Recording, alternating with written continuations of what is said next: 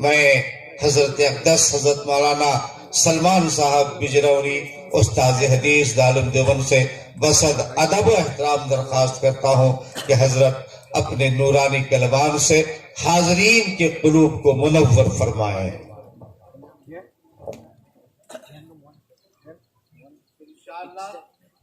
حضرت کے تقریر کے ختم پر دعا سے پہلے ایک چھوٹی سی تشکیل ہوگی انشاءاللہ۔ تشکیل کے فوراً بعد دعا ہوگی، پھر اذان، نماز اور آپ حضرات کے لیے جو ضیافت کا انتظام کیا گیا ہے، روحانی کھانا کے ساتھ ساتھ جسمانی کھانا کھلا کر کے بھی مفتی عبدالحمید صاحب آپ کو روانہ کریں گے انشاءاللہ۔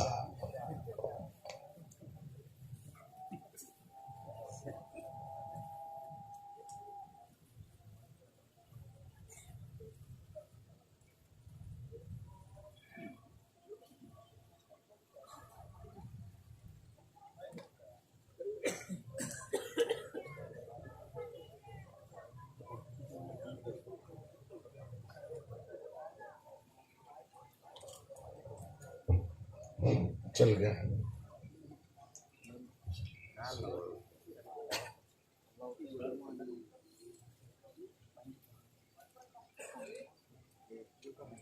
بسم اللہ الرحمن الرحیم۔ الحمد للہ نحمده ونستعینه ونستغفره ونؤمن به ونتوکل علیہ ونعوذ باللہ من شرور انفسنا ومن سیئات اعمالنا، من يهده الله فلا مضل له ومن يضلله فلا هادي له، ونشهد أن لا إله إلا الله وحده لا شريك له، ونشهد أن سيدنا ونبينا ومولانا محمدا عبده ورسوله صلى الله تعالى عليه وعلى آله وأصحابه وبارك وسلم تسليما كثيرا، أما بعد فأعوذ بالله من الشيطان الرجيم، بسم الله الرحمن الرحيم، قل إن صلاتي ونسكي ومحياي ومماتي لله رب العالمين لا شريك له وبذلك أمرت وأنا أول المسلمين، وقال تعالى لمسجد أسس على التقوى من أول يوم أحق أن تقوم فيه، صدق الله العظيم، قال رسول الله صلى الله عليه وسلم الإحسان أن تعبد الله كأنك تراه فإن لم تكن تراه فإنه يراك، أو كما قال عليه الصلاة والسلام، وقال صلى الله عليه وسلم إن النور إذا دخل الصدر انفسح، قيل يا رسول الله وهل لذلك من علم يعرف به؟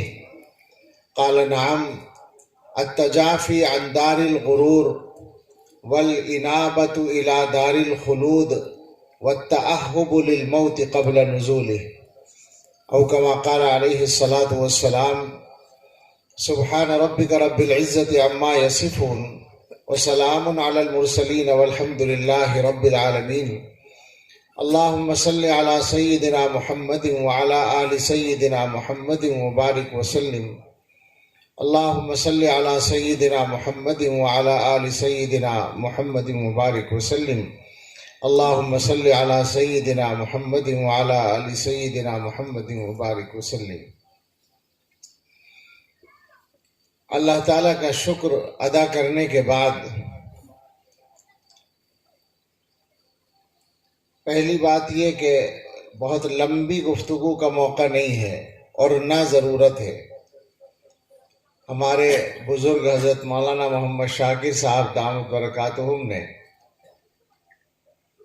جیسا کہ ابھی اعلان فرمایا اور جیسا کہ ان کو اللہ نے صلاحیت دی ہے جلسوں کو قابو میں رکھ کر چلانے کی، تو آخر تک کی تفصیل مولانا نے فرما دی ہے۔ اب ظاہر ہے کہ اس میں ایک تو روحانی غذا نماز کی شکل میں باقی ہے جو سب سے زیادہ ضروری ہے، اور اس کے سلسلے میں ضروری ہے کہ وہ وقت مستحب کے اندر ہی ہو۔ آج کل جلسوں سے بہت واسطہ پڑتا ہے، اور جہاں کہیں ظہر کے وقت دعا کا پروگرام ہوتا ہے تو لوگ کبھی چندے میں کبھی کسی اور چیز میں بہت دیر کر دیتے ہیں۔ تو میں کوشش کرتا ہوں کہ وقت پر نماز، اور بعض جگہ عصر کی نماز پر دعا ہوتی ہے، تو ایسی جگہوں پر تو الحمدللہ اس کا میں اہتمام کرتا ہوں کہ اگر مجھے انہوں نے عصر کی اذان کے بعد بیٹھنے کے لیے کہا تو میں تقریر نہیں کرتا، یہی بات کہہ کر دعا کرا دیتا ہوں کہ وقت پہ نماز پڑھو، کیونکہ عصر کی نماز تو مکروہی ہو جاتی ہے اگر دیر ہو جائے۔ سارے کاموں کی بنیاد اور سب کا مرکز تو نماز ہے، اگر نماز ہی صحیح نہیں ہوگی تو اور کیا صحیح ہوگا۔ لیکن اس کے ساتھ ساتھ ایک قصہ اور بھی ہے، کھانے کا بھی اعلان ہے، اور کھانے کی ضرورت تو پیدا ہو چکی ہے، وقت ہو گیا ہے کھانے کا، تو ظاہر ہے آپ کو بھی تقاضا ہے۔ اور ایک بات اور ہے جس سے مجھے خوشی ہوئی کہ یہاں جو بیانات ہوئے ہیں ان کے بعد میرے جیسے کم علم کے بیان کی ضرورت نہیں رہی۔ حضرت میں نے جو سنے ہیں اس سے پہلے کیا بیان ہوئے یقیناً اسی پر قیاس کریں گے ہم، لیکن میرے آنے کے بعد جو حضرت مولانا محمد قاسم صاحب نے بیان فرمایا تو میں نے ان سے کہا کہ آپ کے بیان کی تشریح میں اگر سارے لوگ بول دیں تو وہی بہت زیادہ ہے، بہت کافی ہے۔ اور آخر میں حضرت مولانا عبدالعزیز صاحب دامت برکاتہم نے جو متن بولا مختصر سا، وہ بھی اپنی جگہ جامع بات ہوئی۔ تو اس لیے میں مختصراً جلدی دو چار باتیں جو ضروری سمجھتا ہوں اس موقع سے وہ کہہ کر اپنی بات ختم کروں گا۔ سب سے پہلے مبارکباد برادر محترم حضرت مولانا مفتی عبدالحمید صاحب قاسمی دامت برکاتہم کو۔ ماشاءاللہ انہوں نے، اگر تعبیر غلط نہ ہو، ماں شاکر صاحب اصلاح کر دیں، گھاٹ کا پانی پی رکھا ہے، چلے گا؟ مولانا فرماتے ہیں لفظاً بھی صحیح ہے اور محاورتاً بھی صحیح ہے۔ کتنے سارے بزرگوں سے یہ اجازت لے چکے ہیں۔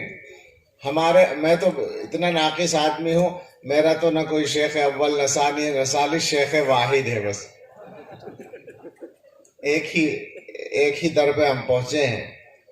اور یہ بھی ایک تقدیری بات ہوتی ہے کہ کس کی غذا کہاں اللہ نے رکھی ہے، ورنہ میں نے زیارت تو حضرت شیخ الحدیث مولانا زکریا صاحب رحمۃ اللہ علیہ کی بھی کر رکھی ہے۔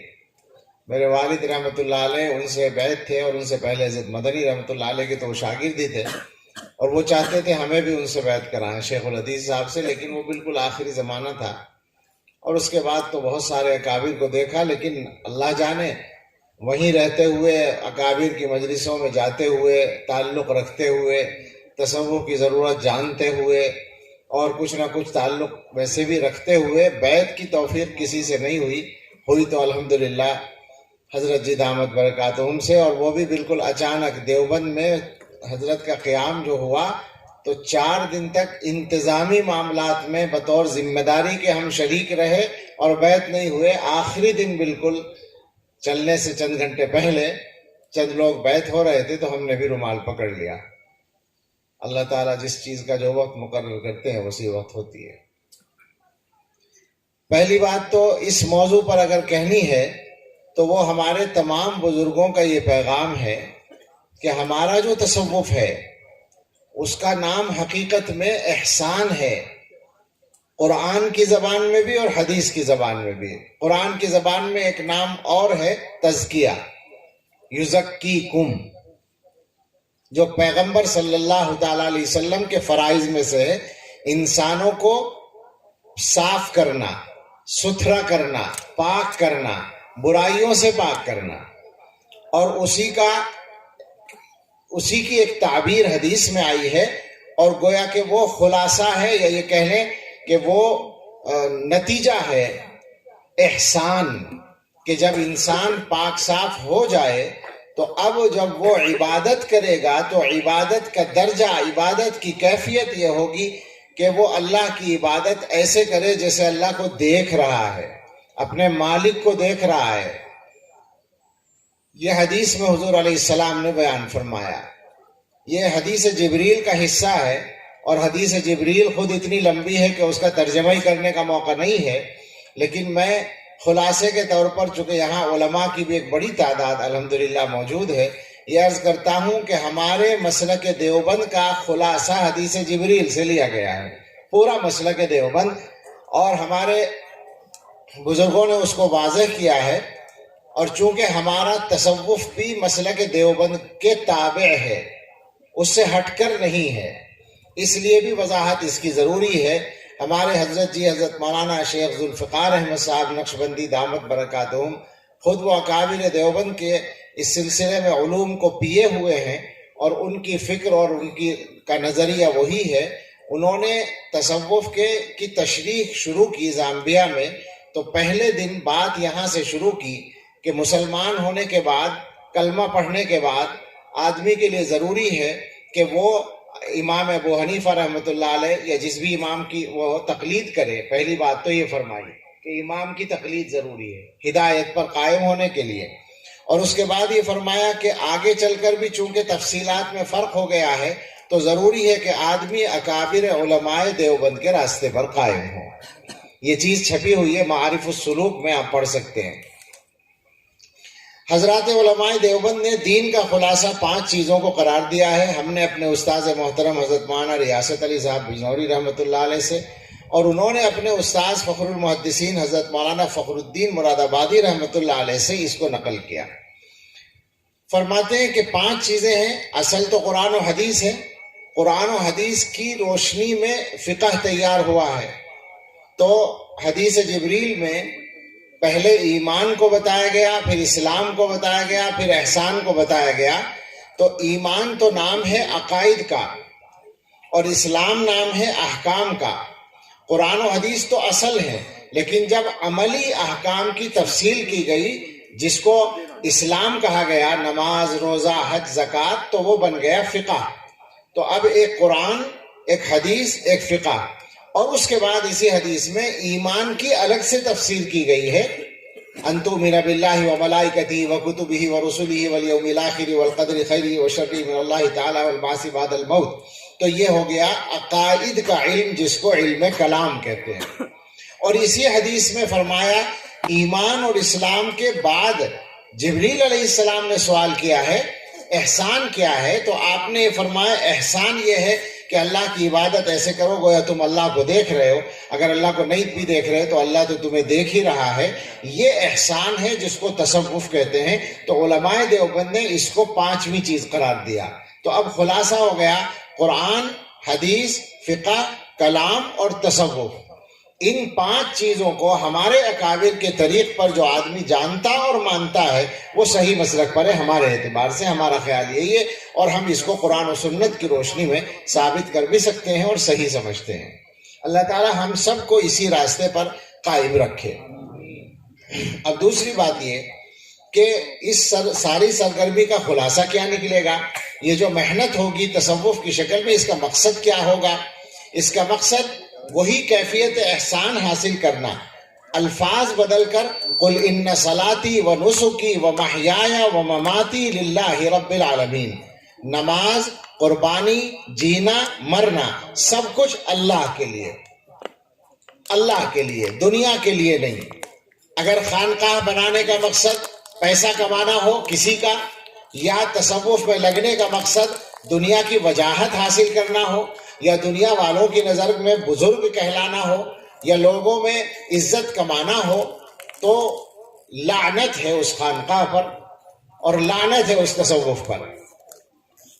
ہمیں علم حاصل کرنے کے سلسلے میں بھی بتا دیا گیا کہ اگر کوئی آدمی علم حاصل کرے لیجادل بہ العلماء او لیماری بہ السفہاء او لیتصدر بہ الناس، علم حاصل کرنا جو فرض ہے، اس کی نیت اگر علماء سے بحث و مباحثہ یا لوگوں سے جھگڑا کرنا یا صدر مقام پر بیٹھنا، عزت کے مقام پر بٹھایا جاؤں، اس نیت سے کرتا ہے تو وہ فرما دیا گیا کہ جنت کی خوشبو بھی وہ نہیں پائے گا.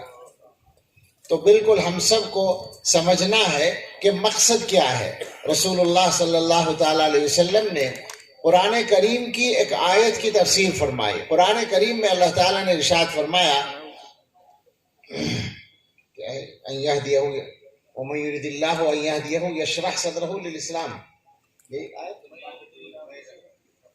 آیت افمن شرح اللہ صدرہ للاسلام فہو علی نور من ربہ. یہ آیت باری تعالیٰ فرماتے ہیں کہ کیا وہ شخص جس کے سینے کو اللہ نے اسلام کے لیے کھول دیا اور وہ اپنے رب کی طرف سے ایک نور پر قائم ہے. آگے محذوف ہے، کیا وہ اس کی طرح ہو سکتا ہے جن کے دل سخت ہیں اور جن کے دلوں میں وہ نور نہیں ہے. اس میں جو یہ لفظ آیا کہ جس کے سینے کو اللہ نے اسلام کے لیے کھول دیا، تو صحابہ کرام جو رسول اللہ صلی اللہ علیہ وسلم کے تلامذہ اولین براہ راست آپ سے استفادہ کرنے کے لیے اللہ کی طرف سے منتخب تھے، اصطفاہم اللہ لصحبت نبی. ان کا مزاج یہ تھا کہ جو بات سمجھ میں نہ آئے فوراً پوچھ لیں، اور وہ سمجھنے کے سلسلے میں ان کا جو معیار تھا وہ تھا جس کو کہا گیا کہ اعمقہم علما، امت میں سب سے گہرا علم رکھنے والے حضرات صحابہ تھے. تو وہ گہرائی سے ہر بات کو سمجھتے تھے، اور جہاں اس گہرائی میں کمی محسوس کریں سمجھنے میں اپنے فوراً سوال. تو اب یہ سینے کو اسلام کے لیے کھولنے کا کیا مطلب ہے، یہ ان کے ذہن میں سوال پیدا ہوا کہ سینہ کھولنا کیا مطلب. تو انہوں نے پوچھا یا رسول اللہ یہ کیا؟ تو آپ نے فرمایا ان النور اذا دخل الصدر انفسح. بعض جگہ اذا دخل القلب اتسع، معنی ایک ہی ہے. نور جب سینے میں داخل ہوتا ہے تو وہ کشادہ ہو جاتا ہے.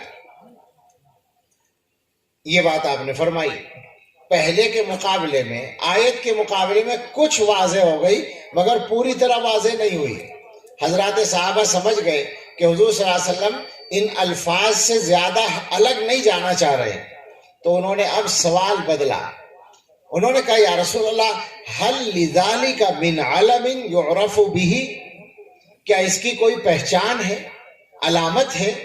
یہ جو نور سینے میں داخل ہونا ہے، جس کے لیے جس کی وجہ سے سینہ کشادہ ہو جاتا ہے، کیا اس کی کوئی علامت ہے؟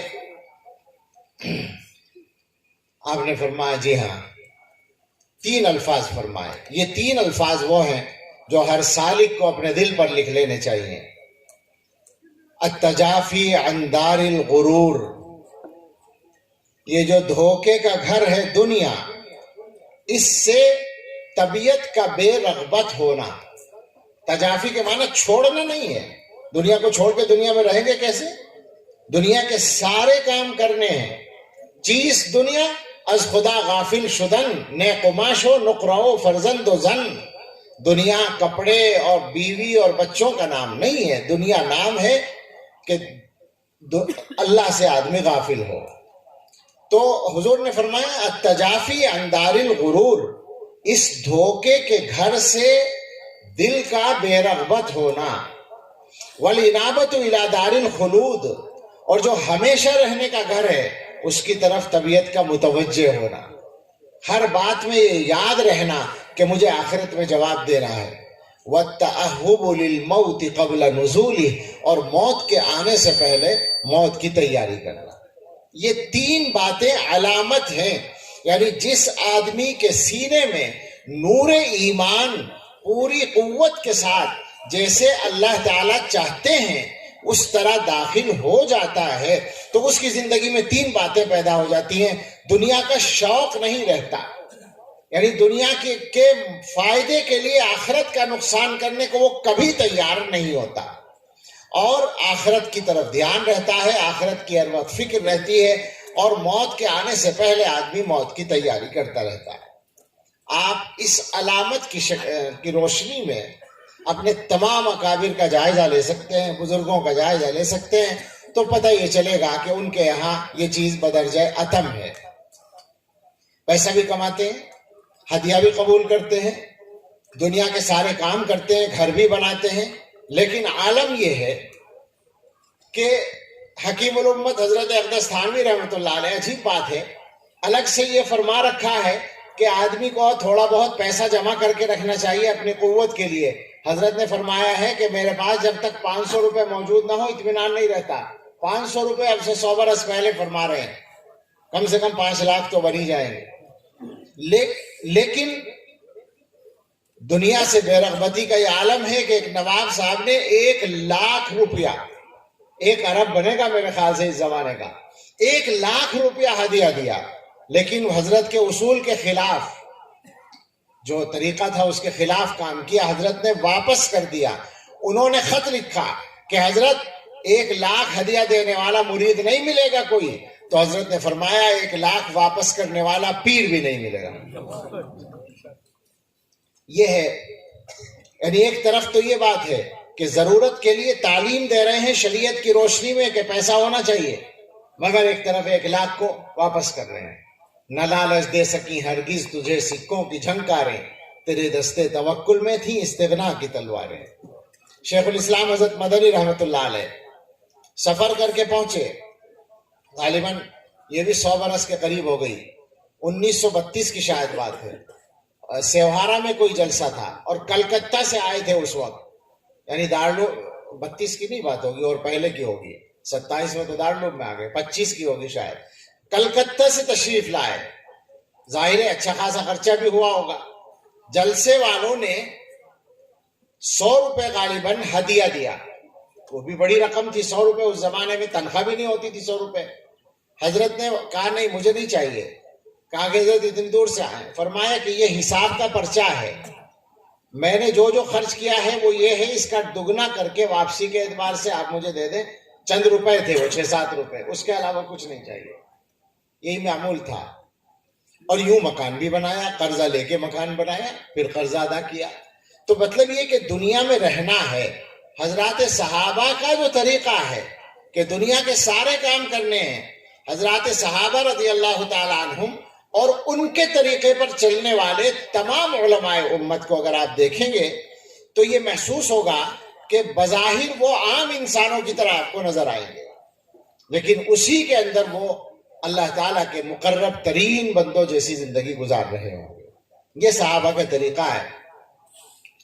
تو مقصد یہ ہے کہ دنیا مقصد نہ ہو، اور دنیا میں خاص طور سے 2 باتیں ہیں، مال اور جاہ، بڑائی اور پیسہ، یہ دونوں مقصد نہ ہو. یہ بات ہر سالک کو ذہن میں رکھنی چاہیے. ہم جیسے گناہگاروں کو اللہ یہ سمجھنے کی صحیح توفیق دے دے کہ جو مقدر میں ہے وہ مل کے رہے گا. الرزق مقسوم، کوئی واپس نہیں لے سکتا اس کو، اور جو نہیں ہے مقدر میں وہ ہرگز نہیں ملے گا، چاہے جتنا لالچ کر لو. تو دنیا کا لالچ کیوں کرے آدمی؟ یہ بات طے کر کے رکھے کہ حلال کمانا ہے، حلال خرچ کرنا ہے، جائز کمانا ہے، جائز خرچ کرنا ہے. اور دوسری بات، مرتبے کی تلاش نہ کرے آدمی. عزت وہ ہے جو اللہ کی طرف سے ملتی ہے. آدمی جب خود طالب ہوتا ہے عزت کا تو پہلی بات تو یہ ہے کہ وہ اللہ کی نظر میں ذلیل ہوتا ہے، اور اللہ تعالیٰ کی نظر میں جس بندے کا جو مقام ہو دنیا والوں کی نظر میں آہستہ آہستہ ویسے ہی بن جاتا ہے. یہ اللہ کی طرف سے مقرر ہے بات. ہمارے حضرت عجیب بات فرماتے ہیں، ان کے تو الفاظ یہ ہیں کہ جو بندہ اللہ تعالیٰ سے جتنی محبت کرتا ہے اللہ کے بندے اس سے اتنی ہی محبت کرتے ہیں، اور جو بندہ اللہ تعالیٰ سے جتنا ڈرتا ہے اللہ کے بندے اس سے اتنا ہی ڈرتے ہیں، اور جو بندہ اللہ کی جتنی عبادت کرتا ہے اللہ کے بندے اس کی اتنی ہی خدمت کرتے ہیں. اس سے معلوم ہوتا ہے کہ اللہ تعالیٰ کیا اور بندے کا جو آپس کا معاملہ ہے، یہ معاملہ دوسرے بندوں کے دلوں پر اثر ڈالتا ہے، اور بندوں کا اس بندے کے ساتھ وہی معاملہ ہو جاتا ہے. ایک مرتبہ ایک معاملہ چل رہا تھا، آپ میں سے بہت سے اس سے واقف بھی ہیں، حضرت کو تکلیف تھی. میں بات کر رہا تھا مکہ مکرمہ میں بالکل تنہائی میں، بہت دیر تک بات ہوتی رہی. ایک خاص موقع ایسا آیا، حضرت پر ایک کیفیت ستاری ہوئی، اور حضرت نے اس کیفیت میں فرمایا کہ مولانا ایک بات پکی ہے کہ میں نے اپنے اللہ سے ٹوٹ کر محبت کی ہے، اور اس محبت کو دنیا میں خوب پھیلایا ہے، مجھے یقین ہے اللہ اس کو ضائع نہیں ہونے دے گا. میں نے کہا حضرت بس اب کسی بات کی ضرورت نہیں، یہ بات پوری ہو گئی، اس کے علاوہ کسی چیز کی ضرورت نہیں ہے۔ تو اللہ تعالیٰ کے ساتھ جو بندے کا معاملہ ہے ویسا معاملہ ہوتا ہے، اس تلاش میں نہ رہے آدمی کہ مجھے بڑا مانا جائے، اس تلاش میں نہ رہے۔ جو آدمی اس تلاش میں رہتا ہے پھر وہ انسانوں کا حق ضائع کرتا ہے۔ میں آج صبح کی مجلس میں جس میں مختصر لوگ تھے، تھوڑے لوگ تھے، اس میں کچھ زیادہ بے تکلفی سے بول رہا تھا، لیکن بعض باتیں ایسی ہیں جو بڑے سے بڑے مجموعوں میں بھی بے تکلفی سے کہنے کی ضرورت ہے، اور خاص طور سے ہمارے طبقوں کے لیے، علماء کے لیے اور صوفیوں کے لیے، بلکہ یوں کہوں گستاخی معاف فرمائے میری، مولویوں کے لیے اور صوفیوں کے لیے یہی بات کہ مجھے چاہیے عزت، تو میں دوسرے کی عزت خراب کرنے میں اپنی عزت محسوس کرتا ہوں۔ یہ مصیبت اس نے بہت نقصان کیا ہے۔ آپ یقین کریں، میرے سامنے مثالیں ہیں، اگر موقع اور ضرورت ہو تو میں نام لے لے کر بتا سکتا ہوں کہ فلاں آدمی کے حسد کرنے کی وجہ سے خیر کا فلاں کام رکا۔ بہت مرتبہ ایسا ہوتا ہے، یہ علماء بیٹھے ان سے پوچھ سکتے ہیں، جو مضمون میں بول رہا ہوں سب کو اس سے واسطہ پڑتا ہے، سب اس سے جوجھتے ہیں۔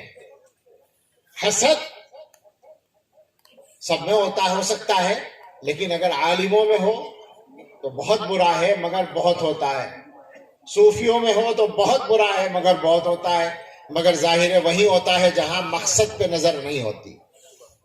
اگر آدمی اس خیال میں ہے کہ کسی آدمی کو اللہ نے نعمت دی ہے، اس کو میں مجروح کر کے عزت پا سکتا ہوں، پھر تو وہ یہ کام کرے گا۔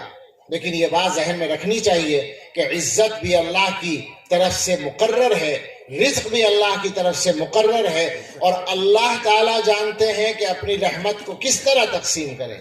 کفار مکہ نے کہا تھا کہ ان کو پیغمبر بنا دیا، ان کے پاس تو مال بھی نہیں ہے۔ مکہ یا طائف کے کسی بڑے آدمی پہ قرآن نازل ہونا چاہیے تھا۔ وقالوا لولا نزل هذا القرآن على رجل من القريتين عظيم۔ اللہ تعالیٰ نے فرمایا کہ اہم یقسمون رحمت ربک، آپ کے رب کی رحمت یہ تقسیم کریں گے؟ کیا مطلب ہے اس کا؟ ہمارے حضرت فرمایا کرتے ہیں کہ جو آدمی کسی سے حسد کرتا ہے وہ یہ چاہتا ہے کہ اللہ تعالیٰ جب نعمت تقسیم کرے تو اس سے مشورہ کر لیا کرے۔ یہ تو بنے گا مطلب بھائی اس آدمی کو عزت دی اللہ نے، اور میں یہ کہہ رہا ہوں کہ اتنا تو اچھا آدمی نہیں ہے، اسے کاہے کو عزت دے دی، تو اس کا مطلب ہے کہ آپ سے مشورہ کرتے ہیں اللہ تعالیٰ اسے عزت دینے سے پہلے۔ بہت خطرناک بات ہے، اور عجیب بات یہ ہے کہ آدمی کرتا ہے یہ کام اور اپنے نقصان کا اس کو اندازہ نہیں ہوتا۔